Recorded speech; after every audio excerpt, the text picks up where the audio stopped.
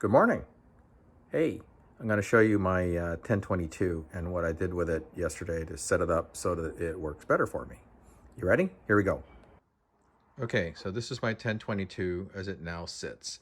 But you can see here, it's a basically a pretty standard 1022. The new things that I've done to it are I have obviously put it into a new stock, which in this case is a Magpul stock. The reason for that is because I installed a scope on it, and the scope itself is mounted so that it's much higher than where the iron sights are. The iron sights would be down right around here, and I changed the barrel so that I put a match barrel on, and I used a Sporter profile match barrel in this case because I wanted to keep the gun light. Part of the reason, or the main reason for switching stocks over to Magpul stock is because the Magpuls have these replaceable comb height adjustments that are part of them, and they also have the ability to adjust the number of spacers that you have in the back. And what that allows you to do is set the stock up so that the length of pull is perfect for the eye relief of the scope, and also that the rise and the cheek contact is perfect so that your eye is exactly behind the scope. And there are a couple of other things that go along with this.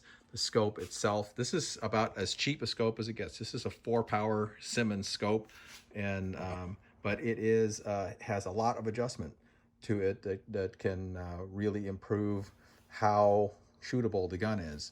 You know, obviously the turrets are right here, and as you can see, as I get the turret off, more. Okay, yep, they are quarter-minute dial adjustables. It's a like all turrets, you know, you're talking about a $30–40 scope here. When you dial them, it is best to go the number of adjustments that you want to make, plus one and then back one, in order to make sure that the thing is clicking to exactly where you want it to be. There are a couple of other elements to this scope. This here is an adjustment, and you can loosen this particular nut here that will allow you to twirl the ocular of the scope, and that allows you to set the clarity of the reticle so it is exactly matched to your eyes. And so whatever shooting, if you wear glasses or contacts or whatever else that you use as you shoot, you can adjust that to get maximum clarity of the reticle, and you do that on a blank wall, so that it's basically what you're doing is you're setting it to the reticle, and that's after you've got the length of pull and the height and the cheek weld taken care of. Then you make that adjustment here, and then you tighten that back down when you got it where you want it.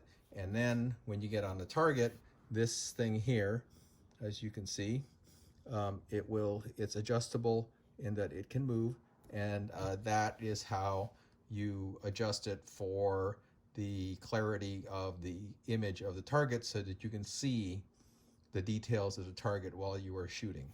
And this is these are standard features on a scope like this, and knowing that they are there and how to use them is part of what makes it so that you can enjoy the game a little bit more.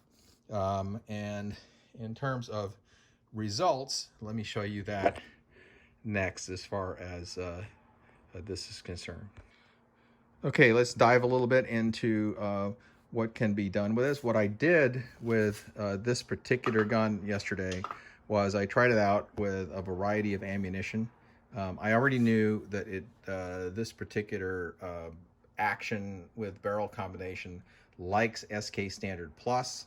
And but what I did, when you change everything around and you change eye relief, scope tension, and all the rest of the kind of stuff, and also how it's put into the stock.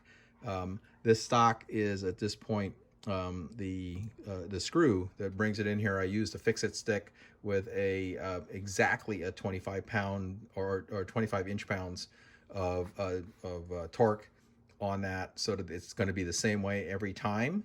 There is an adjuster that tensions the barrel that is part of the Magpul system, and that is set for optimum contact with this particular barrel so that it doesn't move under any circumstance.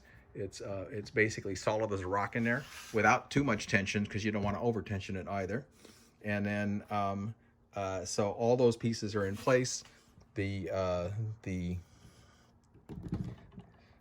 nuts for the scope mount are set at exactly 45 inch-pounds, and so this thing is calibrated. Just because it's a 1022 doesn't mean you're not going to do everything that you would do with your most expensive PRS rifle, or your most expensive service rifle, or your most expensive match rifle. Setting up to make sure that these things perform is pretty much the same thing all the way around. So in terms of performance, I played around a little bit with it, and so this is, when all was said and done at the end of the day, is working with it with SK Standard Plus. This is a target at 50 yards, and there are 3 groups in here.